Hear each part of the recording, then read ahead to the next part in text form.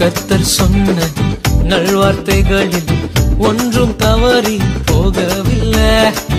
தேவன் சொன்ன வாக்கு தத்தங்களில் ஒன்றும் விலகி போகவில்லை. இதோ திறந்த வாசலை உனக்கு முன்பாக வைத்திருக்கிறேன், அதை ஒருவனும் பூட்ட மாட்டான்.